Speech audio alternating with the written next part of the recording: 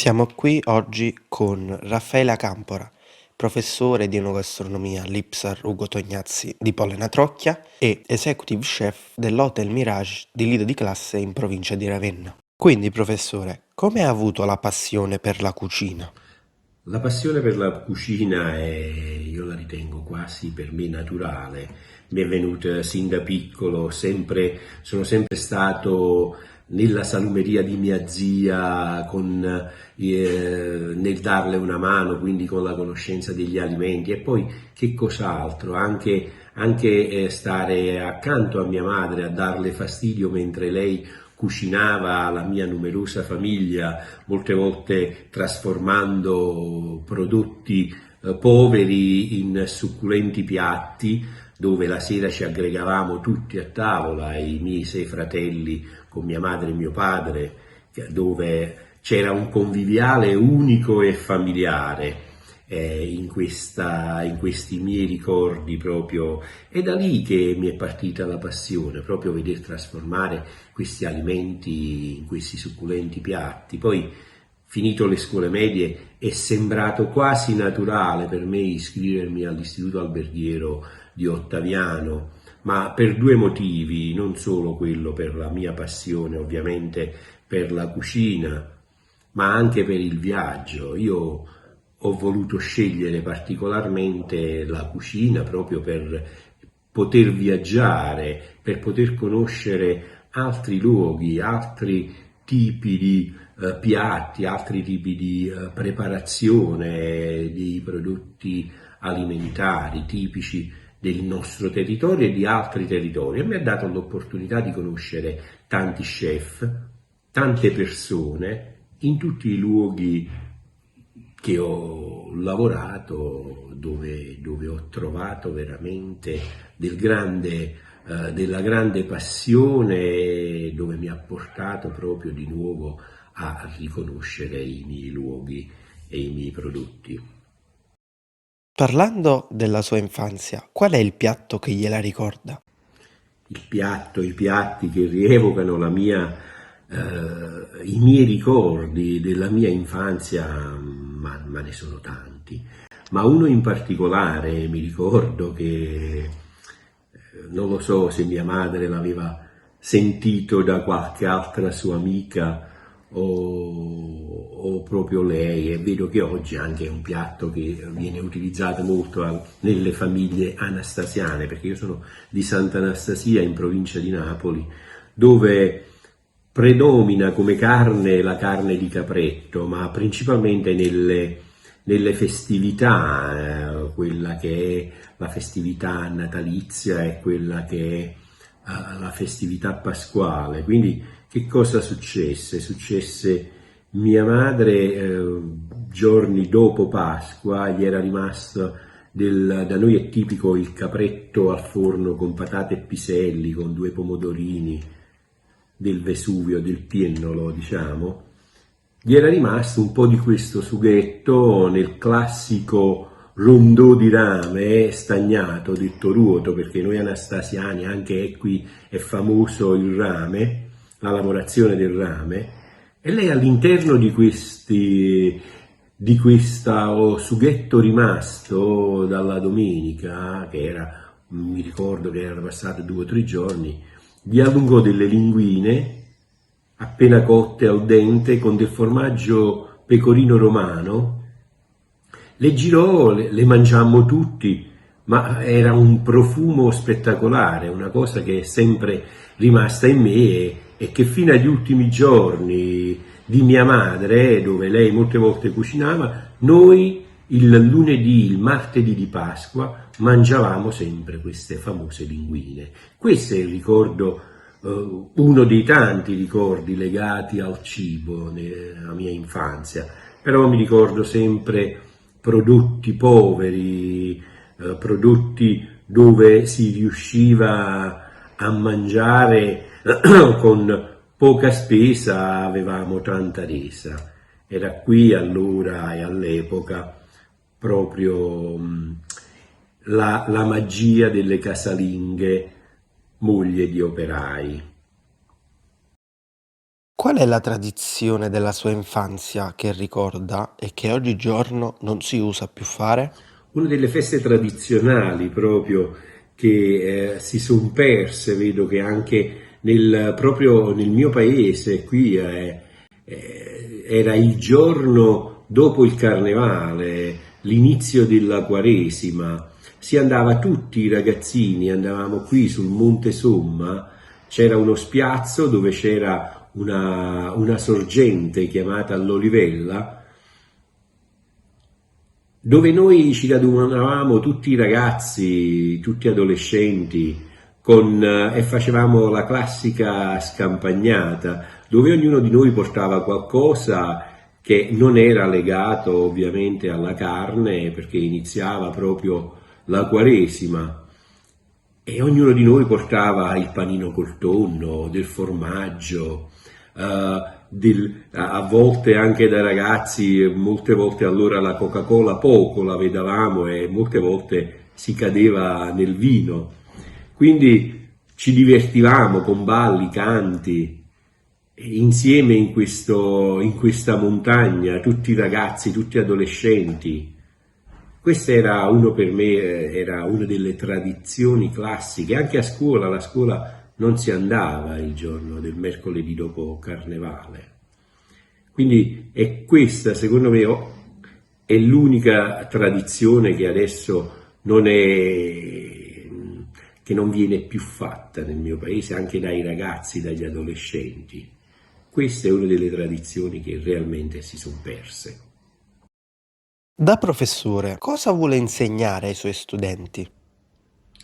Professionalmente parlando, ai miei studenti insegno le basi della cucina italiana, tutte le tecniche della nostra cucina italiana, ma specialmente la cucina del nostro territorio, e seguendo i cicli delle stagioni e cercando sempre di scegliere materie ed alimenti di prima qualità, quindi tutti gli alimenti di stagione, ma quello che può trasmettere principalmente una scuola sono le basi, ma l'insegnante e l'empatia che deve creare l'insegnante con i propri allievi è proprio quello di trasmettere la passione e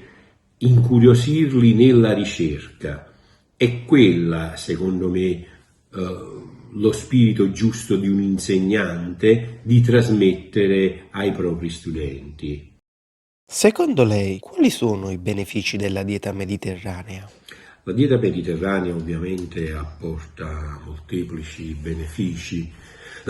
Già possiamo, parlando anche di tutti gli ingredienti che rappresentano proprio la nostra dieta, come le verdure, come i cereali, come la frutta, il pesce azzurro, le carni bianche, ma è l'eccellenza del nostro olio extravergine di oliva.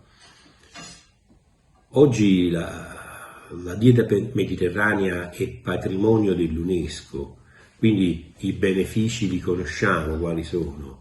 È prettamente l'assenza dei grassi saturi, quindi predilige quindi una vita sana, predilige ovviamente alla riduzione delle malattie cardiovascolari, quindi a problemi legati agli ictus, agli infarti, a una diminuzione presenza del colesterolo all'interno del nostro corpo. Quindi la dieta mediterranea, i benefici proprio ne sono tantissimi, grazie anche a Case che ha studiato tutto il popolo, una parte del popolo cilentano, per portarci ad essere riconosciuta una delle diete per eccellenza.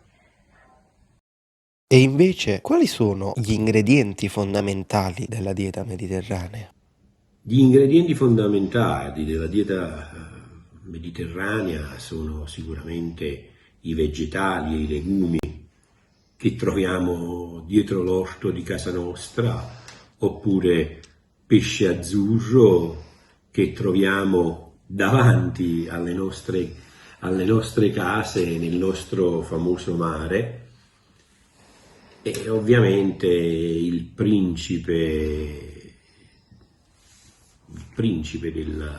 degli alimenti della dieta mediterranea è l'olio extravergine di oliva. Si deve fare ovviamente una riduzione drastica di tutti gli alimenti come formaggio, uova, che contengono un bel po' di colesterolo all'interno.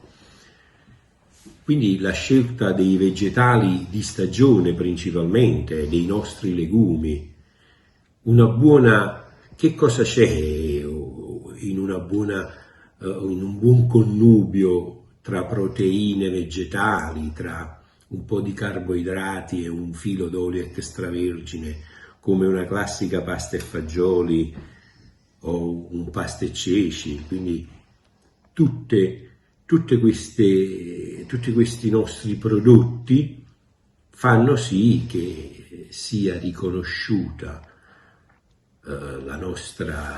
i nostri alimenti siano riconosciuti nel mondo, e questo patrimonio lo dobbiamo seriamente salvaguardarlo e ovviamente cercarlo di valutarlo il più possibile. Qual è il piatto emblematico della dieta mediterranea?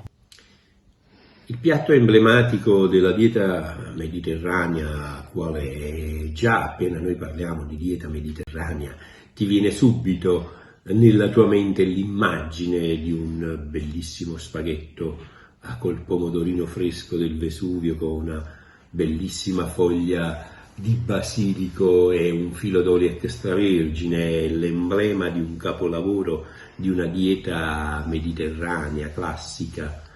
Però non è solo questo il piatto, certamente questo è il piatto emblema della dieta mediterranea, ma non rappresenta totalmente il bacino mediterraneo. Il bacino mediterraneo è ricco di piatti che possano rappresentare proprio la dieta mediterranea, come per esempio possiamo parlare del couscous, non solo quello che si prepara sulle coste nord dell'Africa come Tunisia, Marocco, ma anche quello che si prepara a Trapani, dove c'è un profumo eccellente di tutti gli ingredienti che lo caratterizzano, come anche a Palermo parliamo della pasta con le sarde, e potrei elencarne tanti altri piatti classici che possono essere un emblema della dieta mediterranea, come anche il nostro, mi ripeto, il nostro pesce azzurro composto non solo da alici, acciughe, ma lavorare un bellissimo sgombro è qualcosa che ci rende veramente felici, come anche la rivalutazione del pesce spatola. E niente, questi qua sono tutti prodotti, sono tutti piatti che rappresentano la cucina mediterranea. Ma se devo fare una fotografia, oppure come è stata già fatta una fotografia, è sicuramente lo spaghetto al pomodoro con la foglia di basilico e un filo d'olio extravergine. Quello è l'emblema da chiuderlo in un museo e farne un bel quadro per rappresentare il patrimonio dell'UNESCO. Quale consiglio darebbe ad uno straniero per seguire al meglio la dieta mediterranea? Certamente uno straniero ha principalmente una barriera di entrata, quante volte sono stato all'estero, proprio la classica barriera di entrata che ho trovato è proprio nella ricerca dei prodotti mediterranei, che nei supermercati come quelli della Danimarca, molti supermercati dell'Inghilterra, ma parliamo dell'Europa, molte volte è difficile trovare dei prodotti provenienti dal bacino mediterraneo. Ma cosa consiglierei principalmente a uno straniero? Principalmente gli consiglierei di iniziare ad entrare in quella cultura di consumare principalmente oli extravergini, di trovare certificazioni di olio extravergine di provenienza mediterranea principalmente, e non oli che risultano lampanti, ecco. E quindi quello che è l'utilizzo e il consumo dei vegetali, dei legumi, e perché no anche dei nostri carboidrati. Poi è normale, anche loro comunque possono avere tranquillamente il loro pesce azzurro per cercare di pulire il più possibile le loro arterie. Quindi i prodotti, i piatti che suggerisco principalmente a uno straniero è quello di crearsi proprio dei connubi di vegetali provenienti dal nostro paese.